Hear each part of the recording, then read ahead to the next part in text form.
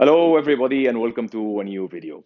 Sometimes I get an email message or a question from somebody who tells me, Farouk, I just got to know a person, and I do not really know whether this person is right for me or wrong, but I'm getting emotionally attached to this person. So today's video is about how to not get emotionally attached to a person you just met up until you know whether they are right for you or not. In order to understand how emotional attachment happens, let me first give you a brief intro about a concept called mind programming or subconscious mind programming. Mind programming, in simple words, is repeating an idea or a belief that makes a lot of sense to you, oftentimes up until it becomes a strong belief. And note that I said that the belief makes a lot of sense to you. So I'm not talking about affirmations in here. I'm not talking about repeating something you do not believe in, but I'm talking about repeating something that you already believe in to a certain extent up until the belief becomes really strong and really powerful. And this is, in simple words, mind programming. Let's suppose that you love pizza so much, and then you were hungry, and you kept visualizing a slice of pizza. You kept visualizing how the cheese looks like, how the tomatoes look like on the top of the pizza, up until you really felt like ordering the pizza.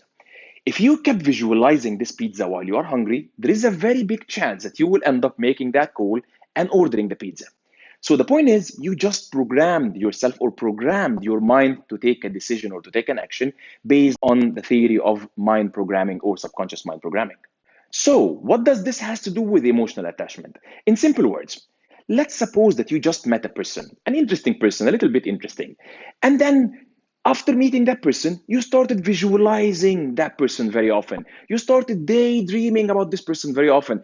Whenever you find yourself free or having nothing to do, you keep thinking about the person without realizing every single thought and idea that passes into your mind is actually doing mind programming to you. You are doing mind programming to yourself and ending up being attached to this person without really realizing that you are programming yourself.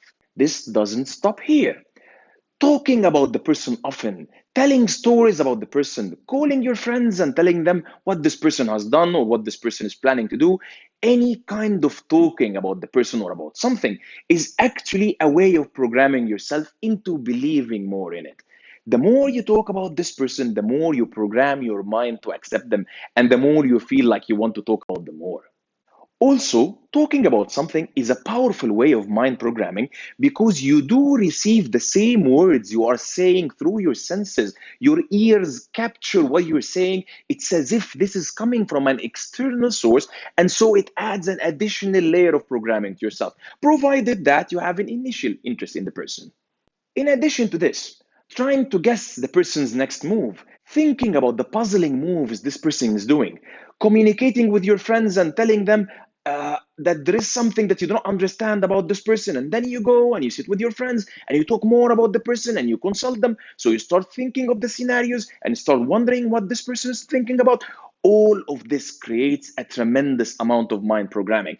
So that person that you just liked very lightly 1 week ago, you ended up being totally attached to them in just 1 or 2 weeks just because you have done a great amount of mind programming to yourself. While I know that it's very difficult not to do some of those actions, make sure that you do the bare minimum amount of actions from what we've just discussed, because doing more of those actions, much more than needed, is only going to result in letting you program your mind to like this person even more. And you will end up getting really attached without realizing what's going on. Secondly, there is something called emotional hunger. In order for me to explain it to you in a better way, let's also use a pizza example. If you really like pizza, and if you are really hungry, and while walking in one of the corridors of your house, you saw a piece of pizza lying over there, there is a very big chance that you will end up eating this piece of pizza because you are already very hungry and because you like pizza. Now, what if you saw this piece of pizza but you were totally full? There is a very little chance that you are going to eat from this pizza. And so this leads us to a very important conclusion. If you have emotional hunger, as soon as you see a person who helps you satisfy some of your hungry needs, you are going to get attached to them. The emotional hunger could be in the form of hungerness for intimacy. You truly lack intimate friendships. You do not really have a good social life going on.